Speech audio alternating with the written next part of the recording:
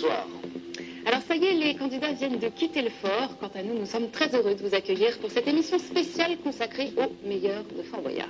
Oui, en effet, 100 minutes pendant lesquelles nous allons retracer les meilleurs moments des 20 ans du fort, c'est-à-dire également les meilleurs dérapages, les meilleurs ratages, bref, le meilleur du meilleur et le meilleur du pire. Alors à émission spéciale, cadeau spécial, je te propose Olivier de commencer par une petite séquence souvenir avec quelqu'un que tu connais plutôt bien.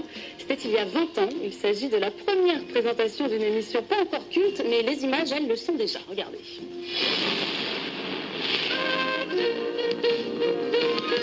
Bonsoir, je vous invite maintenant à suivre notre toute nouvelle émission d'aventure, Les Clés de Fort Boyard. Notez bien, pour jouer à notre grand jeu, le nombre de clés obtenues par l'équipe de candidats à l'issue de l'émission.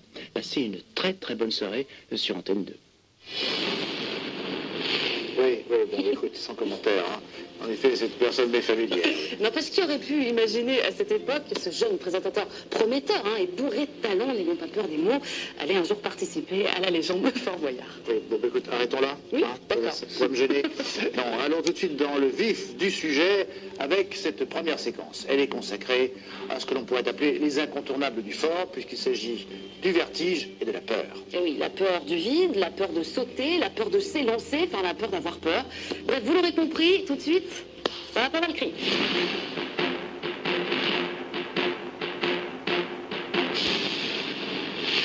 Tu vois, finalement, ça n'a pas fait que crier. Faustine, par exemple, a la victoire plutôt modeste, on va dire. Oui, on peut dire ça comme ça, en effet. Alors, si vous êtes des fidèles de l'émission, vous le savez, nous avons plutôt pour habitude de compliquer l'existence de nos candidats. Oui, et pour rester positif, je dirais plutôt que nous, de notre côté, on ne fait absolument rien pour leur simplifier la vie. Oui, c'est vrai.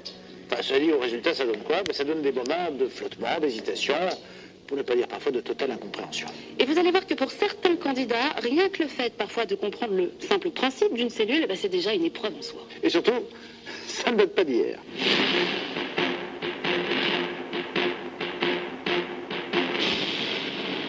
Et pourtant, c'est pas faute de lui avoir expliqué à Mathéo. Voilà, dans la séquence qui suit, nous allons rendre un hommage appuyé à tous ces habitants du fort sans qui, ma foi, la vie ici serait bien terne. Alors, spéciale dédicace aux rats, aux scorpions, aux mygales, aux blattes, et surtout aux serpents, qui n'aiment pas trop quand on les chatouille.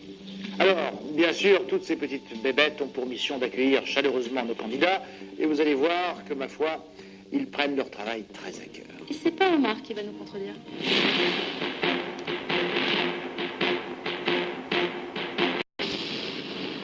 La séquence qui suit concerne une épreuve culte du fort, oui. Une cellule où se sont certainement écrites les plus belles pages de Boyard. Il faut dire que l'aménagement intérieur y est pour beaucoup, Olivier. Un papier roulant, des seaux, de l'eau à l'intérieur des seaux, une clé. Enfin, la clé, finalement, c'est peut-être pas ça le plus important dans cette cellule. Non, je dirais que l'intérêt est ailleurs. Oui. C'est le mot. Ailleurs. Oula, très amusant, Olivier, très amusant. Ça fait beaucoup, mais faut pas survoir pour récupérer un seau non plus.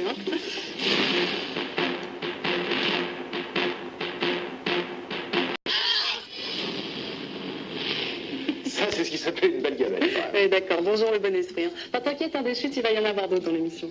Oui, c'est vrai que, bizarrement, le fort a un effet à la fois sur le comportement et sur la santé physique des candidats. En revanche, sur les animateurs, je ne sais pas si tu as remarqué, mais le fort a plutôt tendance à avoir des effets secondaires sur leur santé mentale. Non, jamais remarqué, pour moi, tout va bien. T'es sûr? Tout va bien. Tout va bien. En revanche, pour Patrice Laffont, je me fais un peu de soucis.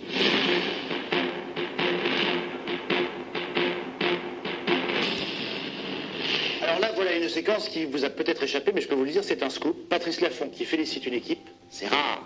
Patrice Laffont qui fut le premier maître du fort, précisons-le. Alors parmi les personnages emblématiques de Fort Boyard, il y en a un qui est là depuis la toute première émission. Il porte des clés. Et il est leur fil d'Ariane, leur boussole, voire leur GPS. Alors il s'appelle André, ses amis le surnomment Dédé, mais il est mondialement connu sous le nom de Passepartout. Oui, enfin, Passepartout. Vous allez voir que c'est un passe-partout qui passe rarement inaperçu. Il méritait bien sa séquence à lui tout seul, voire une médaille.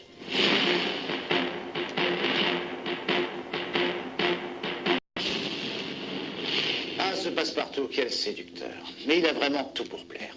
Alors, le fort, ce sont des personnages, mais ce sont aussi et surtout des épreuves. Et des épreuves qui sont parfois un petit peu exigeantes. Je parle notamment des épreuves de force.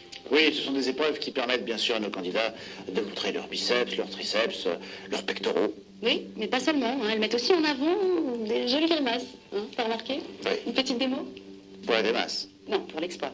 Ah, alors oui, bien sûr. Allez. Je vais essayer, en tout cas. Ça n'est pas simple, bien sûr.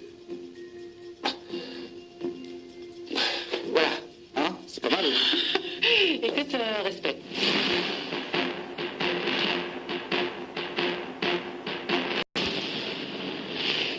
Ah, on vous l'avait dit, ils sont impressionnants.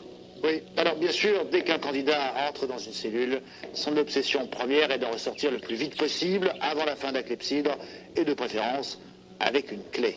Et alors, quand il ressort avec le précieux sésame, je vous laisse imaginer le nombre de bras qui lui tombent dessus. Enfin bref, c'est carrément l'hystérie. Oui, enfin, cela dit, cela donne toujours de très grands moments de joie. Oui, ou de grosses fatigues, hein. Faut voir.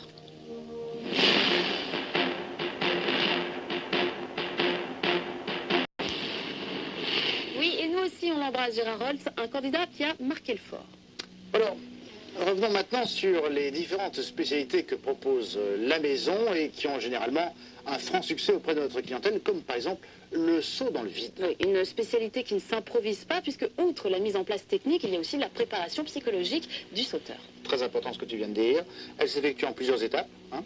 Il y a d'abord la mise en condition, forcément, concentration et le saut en lui-même. Oui, alors parfois ce sont de longues, mais alors très longues minutes pour juste quelques toutes petites secondes de bonheur intense. Oui, enfin, bonheur intense, pour certains, il faut le dire vite.